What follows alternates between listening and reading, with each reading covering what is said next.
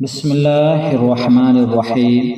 اگر آج تمہاری زندگی میں کچھ ایسا ہو رہا ہے جو تمہارے دل کو تکلیف میں ڈالے ہوئے ہیں، کسی پسندیدہ چیز کا کھو جانا تمہیں بے سکون لگتا ہے، تو سنو، تمہارا رب تمہیں مسلسل یاد دہانی کرواتا ہے کہ ایک شے جس کو تم پسند کرتے ہو تمہارے لیے بہت پسندیدہ ہے، اور وہی چیز تمہیں اپنے حق میں بہترین لگ رہی ہے، مگر در حقیقت تم اللہ کی مشیت اور غیب کا علم نہیں رکھتے۔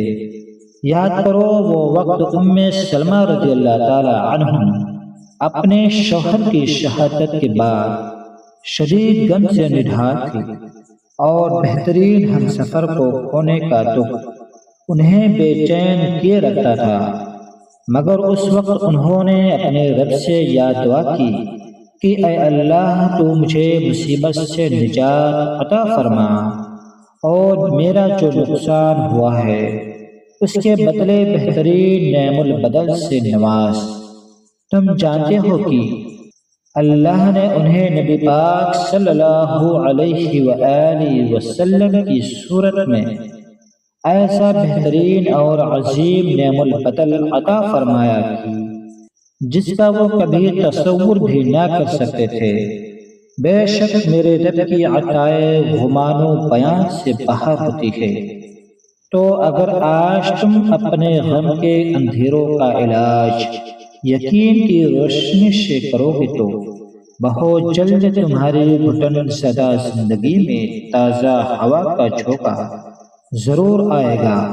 واصف علی واصف فرماتے ہیں، کوئی ہاتھ چھڑائے تو جانے دو، کوئی بدل گیا تو بدلنے دو، کوئی تکلیف دے رہا ہے تو صبر کر لو، کوئی دل توڑ رہا ہے تو برداشت کر لو، کیونکہ ہر کام اللہ کی اجازت سے ہوتا ہے، اور اس میں کئی بڑی حکمت پوشیدہ ہے۔ جان رکھو کہ خالق کو مخلوق کا علم ہوتا ہے، اور وہ خوب جانتا ہے کہ اس کی روح کے درد کا مرہم کیا ہے۔ اگر اللہ چاہتا تو ہمیں اس دلدل میں گرنے دیتا جو تمہیں سونے کا کنواں لگ رہی تھی۔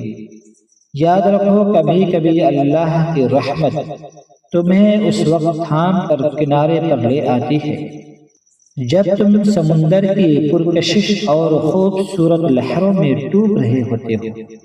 اللہ قرآن میں خود اس کا اشارہ دے رہا ہے، وہ کہتا ہے تم شک میں پڑے رہو اور جھوٹی توقعات تمہیں فریب دیتی رہے، یہاں تک کہ اللہ کا فیصلہ آ گیا۔ اگر آج تمہاری پوری کوشش کے بعد بھی پسندیدہ چیز حاصل نہ ہو سکے اور نہ ہی تمہارا دل اسے بھول پا رہا ہو، تو میں ایک مثال دینا چاہوں گا۔ جیسے ایک چوٹی راستے سے گزر رہی ہو اور تم اس کے راستے میں انگلی رکھ دو، تو وہ تمہاری انگلی اٹھنے کا انتظار نہیں کرے گی، بلکہ اپنا راستہ بدل کر اپنی منزل کی طرف چل پڑے گی۔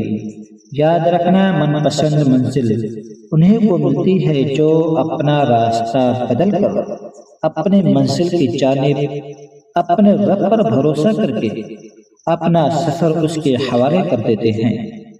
میں جانتا ہوں کہ ہر کہانی کاغذ پر اتاری نہیں جا سکتی، ہاں کچھ قصے روح پر پرندہ ہوتے ہیں۔ بس تم اپنی یادوں کے دریچے جب بھی کھولو تو اپنے اس بے چین دل کو سمجھا دو، جو کھو دیا وہ کھونے کے لیے ہی تھا، اور جو بہت کوششوں کے بعد بھی نہ ملا اس میں تمہاری بہتری تھی۔ اللہ تعالیٰ خود تم سے مخاطب ہے، اور جو فائدہ تمہیں حاصل نہ ہو سکا اس کا غم نہ کھایا کرو، بے شک ہر بات کی گھڑی تمہارے لیے پہلے سے بہتر ہے۔